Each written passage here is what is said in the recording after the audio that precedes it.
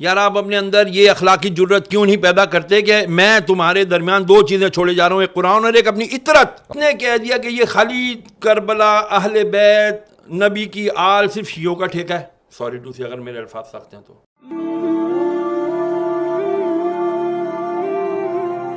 وہ سب ایک بات میں آپ سے پوچھوں، اگر آپ برا نہ مانے تو. محرم کے ایام چل رہے ہیں، میں آپ کو ذاتی حیثیت میں جانتا ہوں، بڑا آپ کا دل ہے اور آپ رقت بھی کرتے ہیں، ادب بھی کرتے ہیں، تحقیق بھی کرتے ہیں. آپ سے پوچھ سکتا ہوں کیونکہ آپ بڑے دل والے ہیں، یہ اللہ کے رسول نے اپنے آخری خطبے میں جو فرمایا ہے وہ ہم کنفیوژن میں کیوں رہتے ہیں؟ اہل بیت چھوڑ رہا ہوں اور قرآن چھوڑ رہا ہوں، یہی سنتے آئے ہیں، روایات میں یہی نظر آیا. یہ قرآن اور سنت اتنا معروف ہو گیا اور پھر ہم نے اہل بیت کو چھوڑ ہی دیا ہے. وہ ایک زمانہ تھا شفیع کاڑوی صاحب کے، شاہ احمد صاحب کے، یہیں پہ ٹمبر مارکیٹ میں، گھانچی پاڑا میں جلسے ہوا کرتے تھے، خطبات ہوا کرتے تھے، کربلا کے واقعات ہم سنا کرتے تھے. اب اہل سنت میں سے کوئی اگر بیان کرے تو اس پہ رافضی اور مختلف قسم کے تفضیلی کے نام شروع ہو جاتے ہیں. یہ کس کا کام ہے اگر ہمارا کام نہیں اہل بیت کو بیان کرنا؟ بسم اللہ الرحمن الرحیم. اب میں جو باتیں کرنے لگا ہوں، میں چاہوں گا آپ بھی دل بڑا، ذہن بڑا کر کے سنیں، اور میرے ساتھ عوام بھی اس کو دل اور ذہن بڑا کر کے سنیں. مجھے اپنا بچپنا یاد ہے. آئی ایم 54 ناؤ الحمدللہ. تو میرا بچپن آج سے 40 سال پرانا ہی ہے، بلکہ 45 سال پرانا. بچپن سے ہم گھانچی پاڑا جاتے تھے، جسے آج ٹمبر مارکیٹ کے نام سے یاد کیا جاتا ہے. پرانا شہر ہے، اولڈ ایریا میں. وہاں پر 10 روزہ محفلیں کربلا ہوا کرتی تھی، مجلس کربلا ہوا کرتی تھی. اور اس کو کرنے والے کون؟ میدان خطابت کے شہ سوار مولانا محمد شفیع صاحب اوکاڑوی رحمۃ اللہ تعالیٰ نے، جن کے صاحبزادے کوکب اوکاڑوی صاحب آج ہیں ماشاء اللہ، ان کو بقید حیات رکھے، صحت تندرستی کے ساتھ.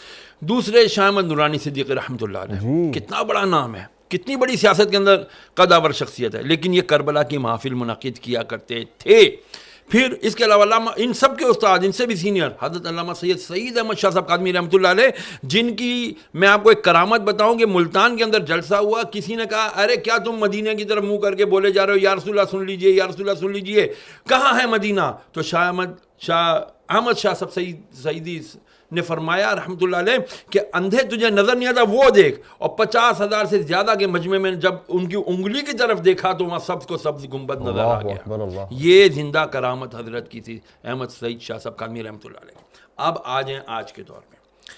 پہلی تو بات یہ کہ چونکہ سوشل میڈیا بہت عام ہو گیا، یہاں پر جو اچھا یا جو برا ہے ڈال دو. نیکی کر سوشل میڈیا پہ ڈال، برائی کر تو بھی سوشل میڈیا پہ ڈال. اچھا جی، اب آ جائیں. ایک ہمارے یہاں خطبہ حجت الوداع کی بڑی الحمدللہ ہم بات کرتے ہیں. کیا نبی علیہ السلام نے فرمایا کیا کہ جی میں تمہیں اپنے بعد دو چیزیں چھوڑے جا رہا ہوں، ایک قرآن اور ایک سنت. ہر ایک یہی کہہ رہا ہے، ایک قرآن اور ایک سنت. یار آپ اپنے اندر یہ اخلاقی جرت کیوں نہیں پیدا کرتے کہ میں تمہارے درمیان دو چیزیں چھوڑے جا رہا ہوں، ایک قرآن اور ایک اپنی اطرت. اپنے اہل بیت، اپنی آل. صحابہ کیوں نہیں فرمایا؟ میں تمہارے درمیان صحابہ چھوڑے جا رہا ہوں. صحابہ کے لیے یہ بھی حدیث ہے نا کہ میرے کسی بھی صحابی کو، مفہوم عرض کرتا ہوں کہ تم میرے کسی بھی صحابی کی اقتدا کرو گے تو ہدایت پا جاؤ گے. لیکن خطبہ حجت الوداع جو دنیا کا سب سے بڑا اجتماع تھا، 1.25 لاکھ صحابہ موجود تھے جو پوری دنیا میں گئے، انہوں نے پہنچانا تھا پیغام نبی کا، کیونکہ اس دن دین مکمل ہو گیا تھا. جب یہ آیتیں سنی تو حضرت ابو بکر صدیق رو رہے تھے. عمر فاروق جا کے کہتے ہیں او مبارک ہو ابو بکر، تم رو رہے ہو، آج تو دین مکمل ہو گیا. فرمایا تم سمجھے نہیں، دین مکمل ہو گیا مطلب اب اللہ کے نبی ہم سے جانے والے ہیں. کتنی فراست تھی ان کی. لیکن نہیں، یہ نہیں فرمایا کہ میں تمہارے اندر اپنے بات قرآن کے ساتھ ابو بکر چھوڑ رہا ہوں، عمر چھوڑ رہا ہوں، عثمان چھوڑ رہا ہوں، علی چھوڑ. فرمایا میں اہل بیت چھوڑ رہا ہوں. کیوں؟ اس کی سب سے بڑی وجہ، صحابہ بھی وفات پا گئے، کئی صحابہ نے شادیاں نہیں کی، کئی اصحاب کے اولاد ہی نہیں ہیں. لیکن اللہ نے قرآن میں وعدہ کیا ان شانیہ کا ہوا الابتر، اے محبوب تیرا دشمن ہی بے نام رہے گا لیکن تیری آل چلے گی، تیری آل چلے گی. قیامت تک سید ہوگا، آئے گا آخری سید جس کا نام مہدی ہوگا، محمد ہوگا. وہی آ کر کے پھر دجال کو بھی مارے گا. وہی آ کے جب حضرت عیسیٰ علیہ السلام کو بھی کلمہ پڑھا کر کے وہ کہیں گے کہ اب میں لا الہ الا اللہ محمد رسول اللہ کا کلمہ پڑھتا ہوں. اب بات آ جاتی ہے یہاں پر کہ ہم کیوں نہیں سناتے کربلا کا. چھوڑ ہی دیا کربلا کو، شیعوں کا کام ہے یہ تو ہمارا کام نہیں ہے. یہ کس نے کہہ دیا کہ یہ خالی کربلا، اہل بیت، نبی کی آل صرف شیعوں کا ٹھیکہ ہے؟ سوری ٹو سے اگر میرے الفاظ سخت ہیں تو. یار نبی علیہ الصلوۃ والسلام نے فرمایا قرآن کی نص ثابت ہے. نص اس کو کہتے ہیں جس پہ قرآن سے دلیل آئی ہو. تو قرآن کی آیت مباہلہ نہیں ہے, آیت تطہیر نہیں ہے. میں تم سے کچھ نہیں مانگتا, نبی فرما رہے اللہ کے, میں کوئی کچھ نہیں سوال کرتا تم سے الا المودۃ القربا, میرے اقربا کی, میرے اہل بیت کی, ان کی مودت رکھو. اور مودت محبت سے بہت عالی مقام ہوتا ہے. اس کے اندر اگر ہم جائیں گے نا, لیکن جب تک وہ کرائیٹیریا نہیں بنے گا اس وقت تک بچیں گے نہیں. کون سا ٹولہ شروع ہو گیا جی, ذرا سا ذکر اہل بیت کیا, ذکر علی کیا, انہوں نے کہا جی تفضیلی ہے تو رافضی ہے, اب اس کا کیا کریں, یہ بھی تو مسئلہ ہے. میں نے آپ سے عرض کیا نا, ہمیں دوبارہ ریویو کرنا پڑے گا. میں تمام علماء اہل سنت سے ہاتھ جوڑ کر, میں حقیر فقیر آدمی, طالب علم, میری کوئی اوقات نہیں ہے, صرف ہاتھ جوڑ کر جید علماء سے, بڑے علماء اکرام سے عرض کروں گا, خدا کے لیے ایک تو ہم اپنا ایگو, انا کا خول توڑیں. گردن میں جو سریے ہیں ان کو ہاتھ جوڑ کر عاجزانہ آپ کی جوتیاں پکڑ کر عرض کرتا ہوں, خدا کے لیے بیٹھیں. ہماری آج آنے والی نوجوان نسل کو نہیں پتا کہ بھائی مولا علی کون ہے, مولا حسین کون ہے, حضرت امام حسن کون ہیں, نہیں پتا. رسول کی اہل بیت کون ہیں, ان کو نہیں پتا. اگر ان کو پتہ کرنا ہوتا ہے تو وہ اٹھاتے ہیں اور کس کے بیانات سنتے ہیں, وہ اہل تشیع علماء کرام کے بیانات سنتے ہیں. بہت بڑے بڑے نام ہیں. میں شہنشاہ نقوی صاحب کو بہت اچھے سے جانتا ہوں, میں مسعودی صاحب کو بہت اچھے سے جانتا ہوں, میں باقر صاحب کو جانتا ہوں, بہت بڑے بڑے علماء ان کے ہیں. لیکن کیا عوام علماء اہل سنت اپنی اس جو بھی کمی ہے اس کو ختم نہیں کر سکتے؟ میری التجا ہے, خدا کے لیے تفضیلیت کا لیبل ہر ایک کے اوپر نہ لگائیں. صحابہ کرام علیہ رضوان ان کے اپنے مقام ہیں, اہل بیت کا الگ مقام ہے. کیوں مقابلہ کرتے ہیں آپ لوگ؟ خدا کے لیے نہ مقابلہ کریں, یہ مقابلے بازی کا کام ہے ہی نہیں. اللہ اکبر. یار جب ویسے آپ اس بات کو قبول کرتے ہیں, سچا سوال ہے, حضور نے ہم میں اہل بیت کو چھوڑا تھا نا, انی تارکو فیکم ثقلین کتاب اللہ و عطرتی, اور ہم نے بھی اہل بیت کو چھوڑ ہی دیا. دیکھیں کرائیٹیریا دے دیا, ایک اصول دے دیا, قرآن کو پکڑے رہو گے ہدایت پر رہو گے, قرآن کے ساتھ دوسری چیز کیا چھوڑی, اہل بیت پکڑو گے تو ہدایت پر رہو گے. خالی اہل بیت پکڑا, قرآن چھوڑ دیا گمراہ, قرآن پکڑا اہل بیت چھوڑ دیا گمراہ, دونوں. کیونکہ اہل بیت کون ہے یار؟ کربلا اگر نہ برپا ہوتا, میں بہت بڑی بات عرض کرنے لگا ہوں, اگر کربلا کا واقعہ نہ ہوتا تو خدا کی قسم حق اور باطل کا پتہ ہی نہیں چلنا تھا. اللہ اکبر. پھر تو وہی ہوتا جس کی لاٹھی اس کی بھینس. یزید آ جاتے ہر دور کے اور کہتے ہیں جی ہم اتھارٹی ہے, ہمارے پاس طاقت ہے, ہماری بات مانو, ہم جو کہہ رہے ہیں وہی حدیث ہے, ہم جو کہہ رہے ہیں وہی شریعت ہے.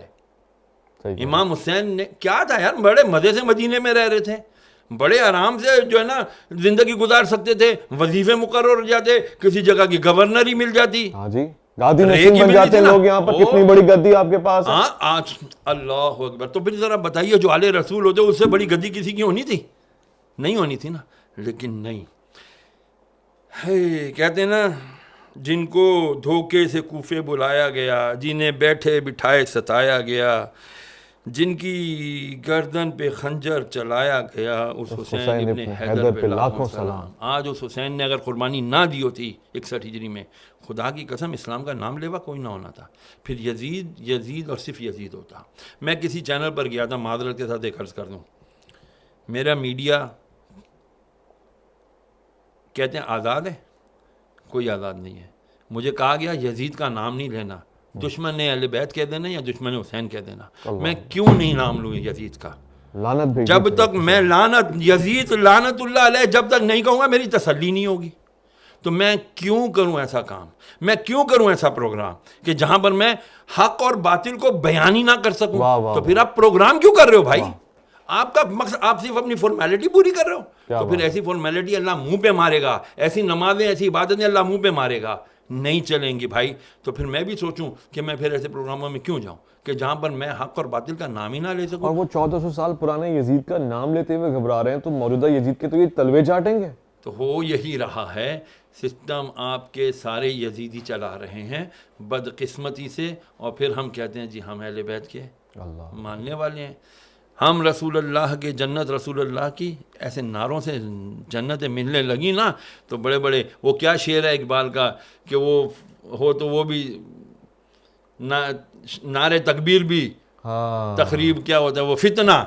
فتنے کے اوپر علامہ اقبال نے کہا نا کہ بہرحال مجھے اشعار یاد نہیں رہتے بھائی، سیدھی سی بات ہے، فتنہ بہت ہے آج کے دور میں. اپنے آپ کو بچاؤ، اہل بیت اور قرآن سے محبت رکھو، قرآن پڑھو گے. مولا کا ایک قول یاد رکھنا، مولا علی مشکل کشا کیا فرماتے ہیں جب میری خواہش ہوتی ہے کہ میں اللہ سے بات کروں تو میں قرآن پڑھتا ہوں، واہ میں نماز پڑھتا ہوں. اور جب میں چاہتا ہوں کہ اللہ مجھ سے بات کرے تو میں قرآن پڑھتا ہوں، تو مجھے لگتا ہے اللہ مجھ سے کلام کر رہا ہے. کیا بات ہے تو جب یہ بتا دیا مولا نے کہ دیکھو تم قرآن بھی نہیں چھوڑنا اور ہم لوگوں کو بھی نہیں بھائی، چھوڑنا، بہت بہت شکریہ. اگر ان کو چھوڑ دو گے تو گمراہ ہو جاؤ گے. سبحان اللہ. نہ حق کے لیے اٹھے تو شمشیر بھی فتنہ، شمشیر کیا نعرہ تکبیر بھی فتنہ. جزاک اللہ.